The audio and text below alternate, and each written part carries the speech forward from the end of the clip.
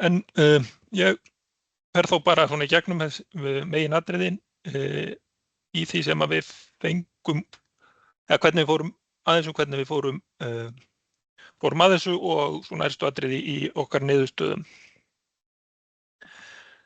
Hérna fólkið sem vann þetta, vann þessa skýrslu og þetta verkefni. Ég var sem sagt verkefnisstjóri. Já, en það komið sko. Við erum á fyrir. Já, en með mér voru Júlí Klassen sem að vinnur hjá Simhard út í Danmörku sem að gerði það sem við gerðum í Simhard sem forritinu.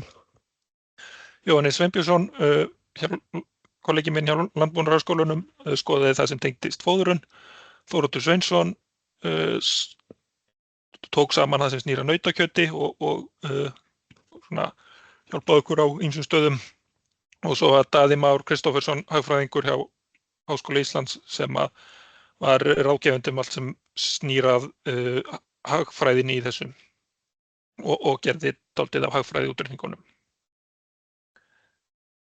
Svona tilraun til þess að skýra ferlið á því hvernig við unnum þetta. Við söfnuðum upplýsingum frá mismunandi stöðum, fengum náttúrulega upplýsingar úr skýrsluhöldinu bæði hér og erlendis til þess að vita meðalafurðir og annað gripina. Við skoðum náttúrulega verð á bæði afurðum og aðföngum. Síðan fengum við samantekið frá RML rekstrargögn til þess að bera okkar, til að stilla okkar sýndarkúabú af með. Fengum náttúrulega upplýsingar þessi kyn frá þeimra löndum. Síðan var mikilvægur hluti af þessu núna að við til þess að taka ekki bara beint afurðatölur frá mismunandi löndum, þá reyndum við að skoða það í samhengi við hvernig þetta væri með íslensku fóðri með því að prófa með Norpor að fóðra þessi mismunandi kyn með því fóðri sem íslensku fóðri. Notuðum til þess bara einn árgang af heyi á Hvanneyri og svo kjattfóður frá einum fóðursala og Jóhannes lét Norpor síðan fóðra kýr af hverju kyni til þeirra afurða sem að þessar kýr eru vanar að fá. Já, náttúrulega safna upplýsingum nautakjötið. Mest af þessum upplýsingum fór síðan inn í Simhard-líkanið. Simhard líkan sem hefur verið þróað í Danmörku sem að líkir eftir kúabúi og mjög mörgum þáttum kúabús. Þess að býr til kýrnar og síðan getur sett inn mismunandi forsendur hversu líklegt að það fái sjúkdóma, hversu mikið að mjólka, hversu mikið að éta og svo framvegis. Og út úr því síðan hægt að draga rekstrar niðurstöður búsins og með því að setja upp bú með mismunandi forsendum hægt að bera saman hvernig rekstur þessa sýndarbús þróast miðað við mismunandi forsendur. Síðan það sem kom út úr Simhard, það fór síðan var síðan skalað til þess að skoða það miðað við mismunandi sviðsmyndir, bæði fyrir þetta eina bú sem við skoðum, viðmiðunarbú og svo fyrir landið í heild. Og fyrir búið gerðum við samanburðinn með 3 mismunandi sviðsmyndum miðað við að búið héldi sömu framleiðslu en fækkaði þá kúnum með akkvæmsta meira kyni miðað við að búið héldi sama fjölda kúa og síðan reyndum við að svona sirka út hversu margar kýr kæmust af stærri kynjónum inn í þetta sama fjós. En sem við fer í landið allt þá bara miðað við þá framleiðslu sem á mjólk í landinu að hún héldist stöðu. En þetta skýrist aðeins betur þegar fer nánar í niðurstöðurnar. Aðeins þessi kúakyn sem voru í samanburðum. Það voru náttúrulega íslenskar kýr, en síðan tókum við þau kyn sem eru hérna í okkar helstu nágranna og samstarfslöndum. Það eru náttúrulega norsku kýrnar sem NRF sem eru þeir sem þeir sem eru ekki mjög ungir kannast mjög við úr umræðinu hérna áður fyrr. Síðan tókum við frængur þeirra sem ég hef kallað hérna norrænar rauðar. Það eru rauðar kýr sem eru í bæði Svíþjóð og Danmörku, eða það er mjög skild rauð kyn bæði í Danmörku og Svíþjóð sem eru keyrð með sameiginlegt kynbótastarf og reyndar finskar líka með því. Þetta er svo kallað SRB í Svíþjóð, RDM í Danmörku og ensku er þetta oft saman kallað bara RDC sem þýðir bara Red Dairy Cattle, þessi rauðu kyn. Svo erum við með Holstein kýrnar, til aðgreiningar kallaði þær hérna norrænar Holstein, það er miðað við þær sem eru í Svíþjóð og Danmörku mest, þar sem að Viking Genetics kynbótafélagið er með. Þær eru náttúrulega mjög skildar Holstein stofnum annar staðar í Vestur-Evrópu og norður-amerísku Holstein kúnum líka, en það er samt aðeins munur í áherslum á milli svæða. Svo þess vegna tökum við sérstaklega fram að það eru þessar norrænu sem við erum með í okkar samanburði. En það erum við með, byggjum við á gögnum frá Svíþjóð og Danmörku þær, Holstein kýr, eða svartskjöldóttar kýr. Svo tökum við líka með Jersey og kynið sem er heilmikið af í Danmörku, sem er svona dálítið öðruvísi kyn, dálítið lítið skilt hinum og er þekktast fyrir gríðarlega hátt hlutfall, sérstaklega fitu í mjólkinni. Þær eru mun minni heldur en hinn kynin, en mjólka síst minna, eða lítið minna allavega þegar hort á verðefnin. Já.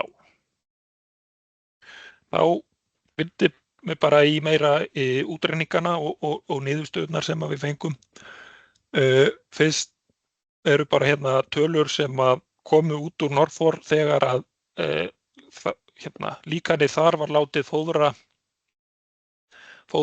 kýr af þessum kynjum til meðalafurða í þeim löndum sem að þau eru, íslenskar og Íslandi og hinn kynin í nágrannalöndunum.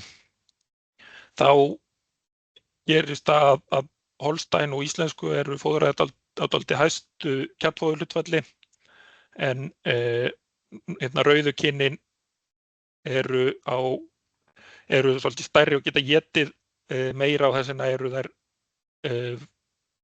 lætur líkanið ekki gefa þeim alveg mikið kjarnfóður til þess að ná þeim afurðum sem að við miðum við. Og síðan eru Jersey kýrnar með betri fóðurnýtingu en sum önnur kynin. Út úr þessu kemur samanburður á krónum í fóðri á kíló orkuleiðréttrar mjólkur. Þetta eru ekki tölur sem að fara beint síðan inn í samanburðinu eftir heldur, en getur verið áhugavert að skoða bara inn á sér sem sýna að miðað við þetta er fóðrunin dýrast fyrir íslenskar kýr á kíló orkuleiðréttrar mjólkur en ódýrast fyrir Jersey. Út úr Norfor kemur forsetan sem verður úr Norfor inn í Simhört er þetta kjarnfóðurhlutfall sem ræður því hversu dýrt fóðrið er, en síðan er líka Simhört tengt Norfor og er þess vegna með upplýsingar fóðurnýtingu og fóðurþörf mismunandi kynja. Hérna er næst hvernig við meðhöndluðum nautkálfa í þessu líkani. Það svo sem ræddum við dálítið fram á eftir hvernig ætti að leiðrétta eða taka inn í að það er mismunandi hversu verðmætir kálfar, þó að þeir séu fyrst og fremst að horfa á nautakjötsframleiðslu, fyrst og fremst að horfa á mjólkurframleiðslu, þá verður nautakjöti náttúrulega alltaf með. En það sem við gerðum hérna er að Simhört líkanið búið selur alla kálfa bara við alla nautkálfa við fæðingu, en við selja það fyrir mismunandi verð eftir í hvað væntingar við höfðum að það verði verðmætir sláturgripir. og við settum það þannig upp að íslenski kálfar væru í rauninni verðlausir, það er að segja að það sem fæst fyrir þá í sláturhúsi færi allt í eldiskostnað og út frá því og mismunandi vaxtarhraða og flokkun kynjanna kemur síðan mismunandi verð fyrir kálfana eftir kynjum og þá eru NRF kálfarnir verðmætastir því þeir eru holdmestir. En Jersey kálfarnir eru Jersey naut flokkast yfirleitt verri en íslensk og verða þess vegna með neikvætt gildi hérna. En þá eru hérna niðurstöður eða upplýsingar hvernig það bil 60 kúa bú verður út úr Simhörd-líkaninu með þessi 5 mismunandi kúakyn, fyrir íslenskar, fyrir Holstein, fyrir norsku, fyrir rauðu norrænu og fyrir Jersey. Þetta nú bara svona hitt og þetta hvað kemur út úr þessu búi. Kannski áhugavert að svona það sem að í okkar byggt á okkar forsendum þá verður frjósemin heldur best hjá að bilmill burða verður heldur styst fyrir íslensku kýrnar. En ef maður horfir á sjúkdómsmeðhöndlanir þá miðað við okkar forsendur eru þær flestar fyrir Holstein kýr, fæstar fyrir norskar. Fyrir íslensku kýrnar höfðum við þetta ekki mjög góðar upplýsingar til að byggja út af því hvað skráning á sjúkdómum brotakend fyrir íslenskar kýr en við byggðum samanburðin á því sem við höfðum bæði upp úr samanburði á förkunarástæðum og því sem þó til af skráðum meðhöndlunum. Ef við miðum við og þetta bú sé bara með jafnmargar kýr þá náttúrulega stór eykst framleiðslan bæði í kíló mjólkur og kíló orkuleiðréttir í mjólk með því að taka upp þessi afkastameiri kú. Hérna neðst eru afurðirnar sem er gert á fyrir eftir kúna. Og verður náttúrulega mest með Holstein kúnum því að þær eru mjólka mest. Kannski ekki meir það að segja, en hérna þá ekki verið að horfa til þess að búin þurfa væntanlega til að auka framleiðslu, þá þurfa þau að kaupa kvóta og að 60 Holstein kýr þurfa meira pláss heldur en 60 íslenskar. Það er ekki tekið með í þessum samanburði. Hérna eru úr þessu sama búi síðan rekstratölurnar, kostnaðartölurnar. Grænu breytirnir eru bestu með við besta kynið og þessi rauðleiku hérna eru fyrir það sem kemur verst út. Tekjurnar verða náttúrulega mun meiri hjá afkastameiri kynjunum, það verður meiri framleiðsla, það verður líka meiri kostnaður.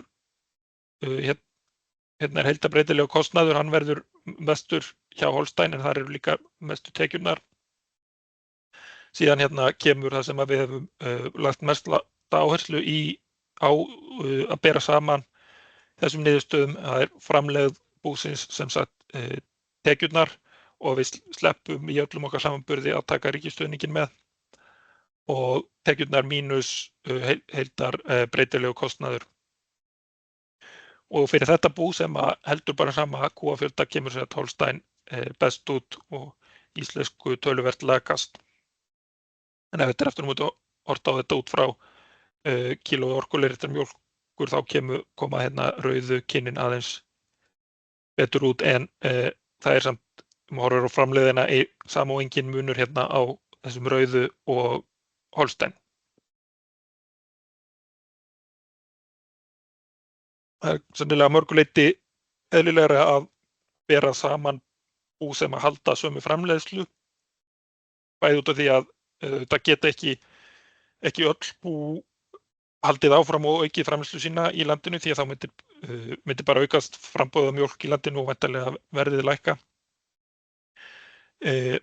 Og Þannig að hérna er miðað við að búin bara haldi áfram að framleiða mikið en fækki kúnum hérna úr, þetta íslenska búið væri með 60 en hinn myndu fækka kúnum þannig að þau heldur sömu framleiðslu.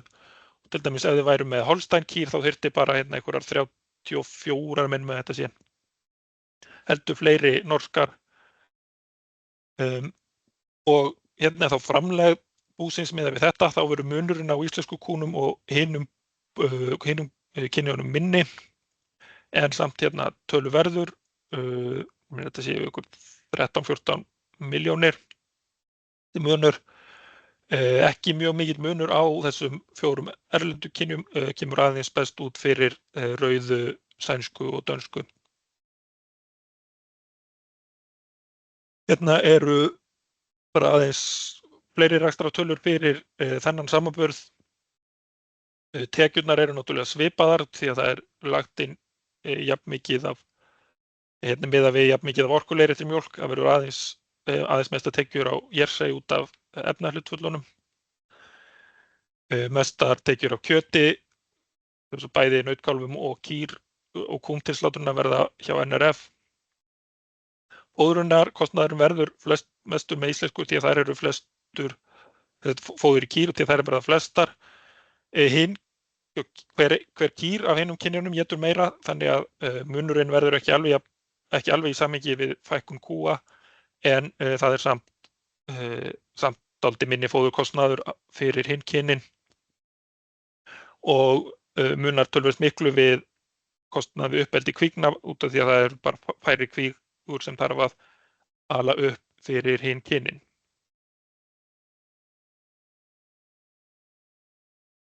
Síðan þriðji samanburðurinn sem við gerðum var miðað við að var svona eitthvað stór milli hinna tveggja og sem var miðað við að fjósonum væri breytt og við miðum við einhverja stuðla sem að eru náttúrulega svolítið ekki víst að séu raunhæfir nema á einstaka stað, en við allavega gerðum til þess að skoða þær tölur sem við höfðum stærð kúna og eins reynslu sem hördu við að ráðleggja fólki sem er að kúabændum í Svíþjóð og Danmörku sem er að skipta kúakyn. Þá settum við hérna stuðla hversu margar kýr kæmust í fjós að svipaðri stærð með mismunandi kyn og þá kæmust hérna 51 Holstein samborið við 61 íslenska. Jersey kýrnar eru svipað stórar og íslenskar svo við gerum ráð fyrir því að það komist jafn margar Jersey kýr inn í fjósin. En ef við horfum hérna á rekstrar niðurstöðuna úr þessu þá kemur Jersey kynið einna best út en íslensku verst. Jersey viljum halda til haga sterkum fyrirvara við allar niðurstöður við Jersey kynið út af því hvað það er með frábrugðin efnahlutföll miðað við hinn kynin, þannig að það að taka upp Jersey kýr myndi hafa mjög mikil áhrif á mjólkuriðnaðinn og mjög líklegt að þá verðið á mjólkinni og verð á próteini og fitu myndi breytast ef það væri komið töluvert af Jersey kúm hérna, þannig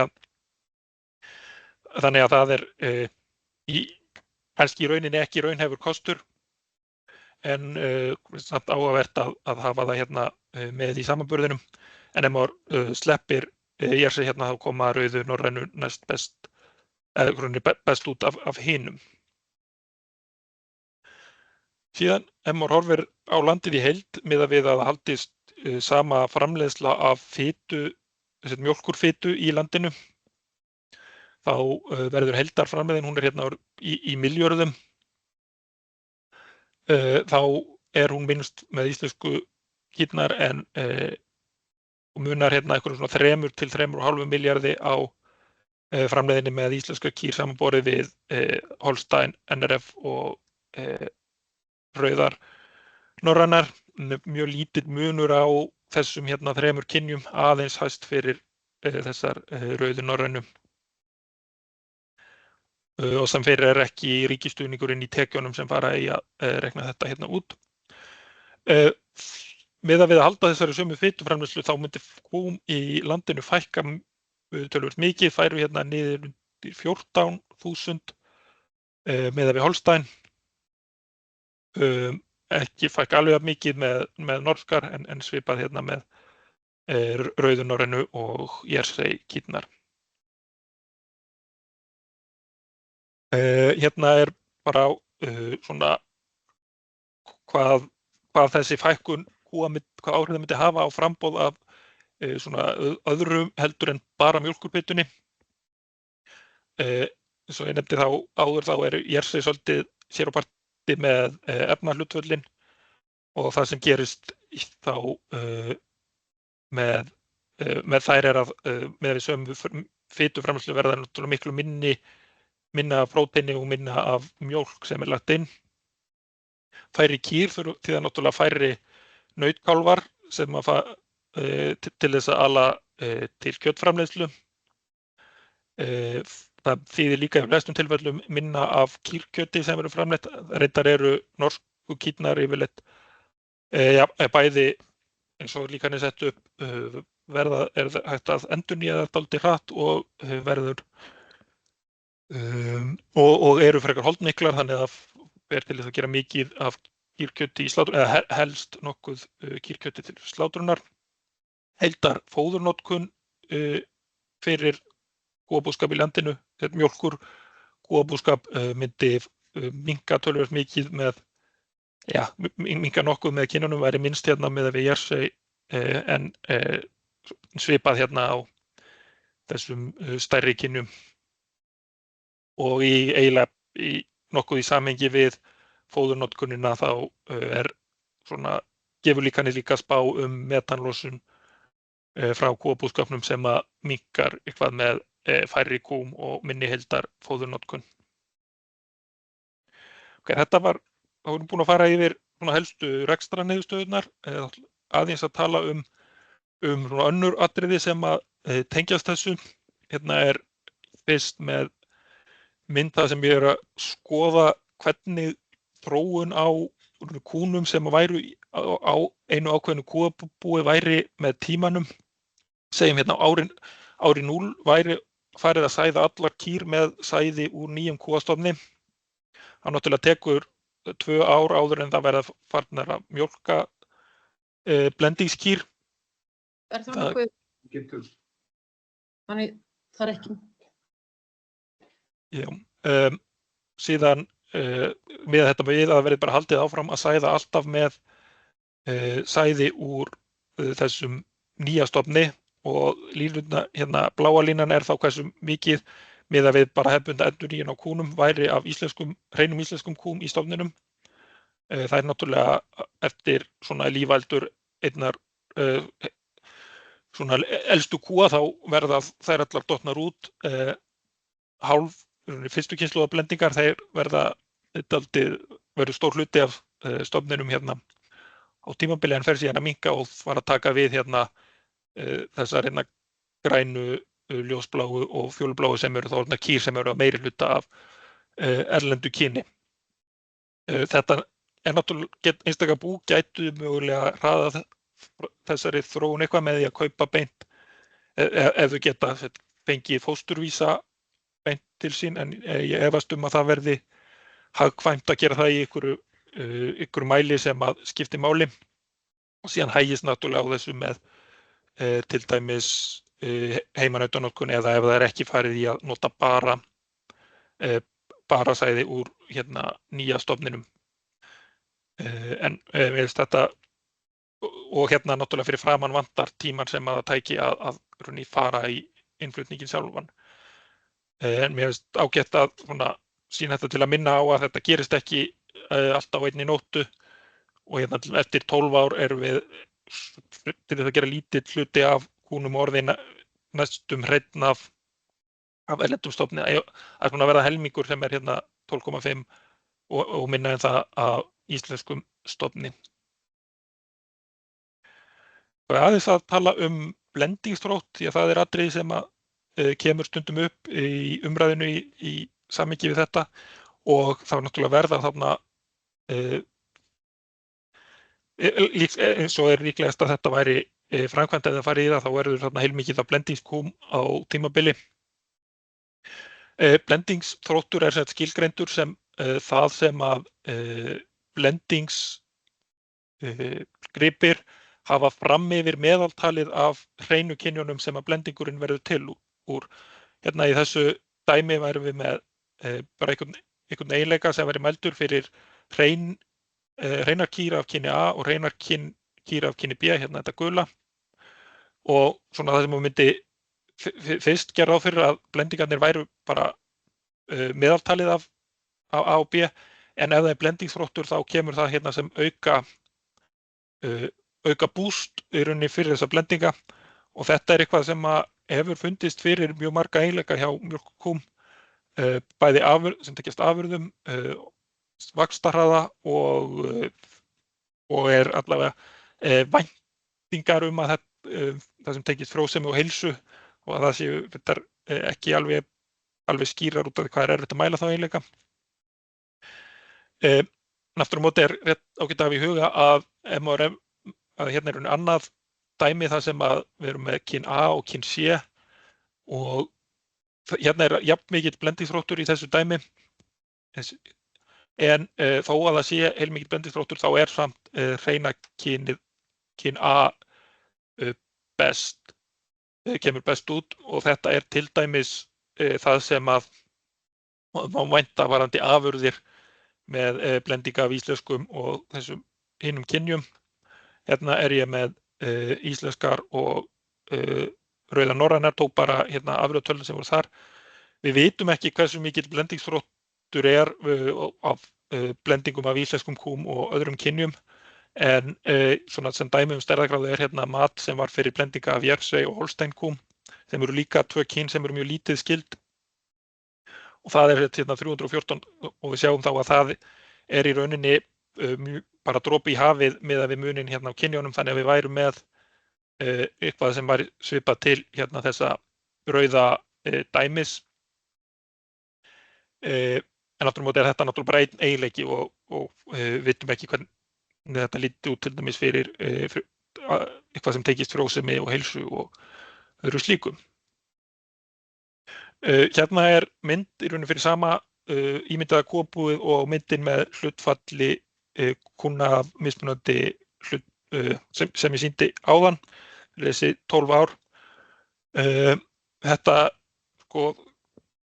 blendingsþrótturinn sem ég var að tala um á síðustu glæru, hann snýrist hversu mikið kæmi fram í fyrstu kynslóðablendingum, en ef það er síðan haldið áfram að rossa við annað kynið þá helmingast blendingsþrótturinn með hverju kynslóð, þannig að ef það væri farið í að flytja inn eitt kyn og sæða alltaf stöðut bara með því, þá kemur hérna fáðu aðeins blendingsþrótt meðan við erum með mjög mikið af fyrstu kynslóðar blendingum, en hann síðan þynnist út með tímanum þegar að við fáum hærra hlutfall af erlendu kyni. Langar bara aðeins að minnast á, og við gerum það í skýrslunni líka, á varðveislu íslenska kúakynsins. Það er atriði sem að held að sé mikilvægt. Það er búið að sýna dálítið vel fram á að íslenska kúakynið er lítið skylt öðrum kynjum, og þau kyn sem eru skyldust íslenska kyninu eru lítil kyn sem eru í rauninni útrýmingarhættu. Það gerir það að það er til þess að gera líklegt að það sé eitthvað svona einstakt í íslensku kúnum sem er ekki annars staðar, þó að við náttúrulega, þó við vitum ekki nein eða mjög lítið af svona einhverjum slíkum atriðum nú þegar, og séu ekki atriði sem hafa virkilega efnahagslega þýðingu núna, en það er samt mælt með af til dæmis FAO að reyna að viðhalda sem flestum kynjum og sem mestum breytileika í erfðamengi nautgripa, og það ef að íslenska kynið dytti alveg út, þá væri það til þess að gera stórt högg í heildar erfðabreytileika í nautgripum. Þess vegna væri mjög óábyrgt að viðhalda ekki íslensku kúnni hreinni með einhverjum hætti. Hvernig það er best gert, ég hef ekki neitt mjög afgerandi svar það. Það er náttúrulega það að vera með bara íslenskar kýr í mjólkurframleiðslu á Íslandi er ein aðferð sem að varðveitir það mjög vel, en aftur á móti miðað við okkar niðurstöður er mjög dýr aðferð. Hérna er viðmiðun frá FAO í hversu mikilli hættu kúakyn eru, og það eru bara mismunandi skilgreiningar á hópum. Eða það er engin hætta eða 6.000 kýr, en niður í að vera í bráðri hættu ef það fer niður fyrir 300 kýr. Ef við erum með lítinn stofn og viljum viðhalda erfðafjölbreytni inn í litla stofnunum, þá viðhalst hann betur ef við erum með hlutfallslega mörg naut miðað við kýr. Ég gerði svona frekar grófa útreikninga á eiginlega mjög dýru, eða til þess að gera dýru prógrami til þess að halda við íslenska stofninum.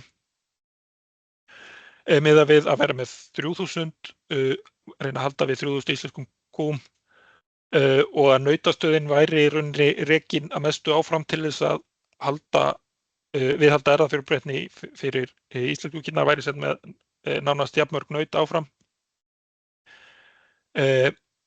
Þá fékk ég 455 milljónir.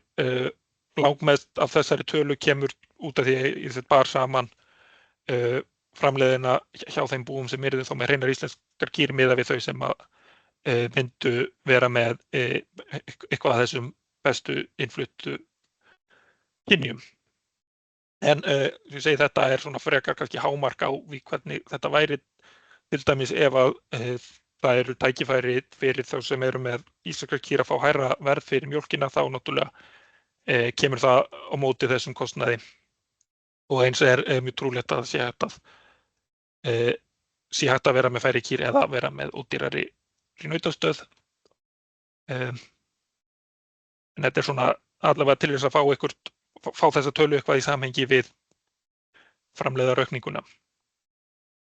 En svo sem ef ég dreg þetta saman, þá lítur út fyrir með okkar niðurstöður að sé hægt að framleiða mjólk með ódýrari hætti hér á landi með öðru kúakyni. Við fáum ekki mjög afgerandi mun á þessum þremur kynjum, NRF, þessum Norgu, þessum rauðu í Danmörku og Noregi og svo Holstein-kúnum. En síðan bara að muna að það þarf að vernda íslenska kúakyni með einhverjum hætti.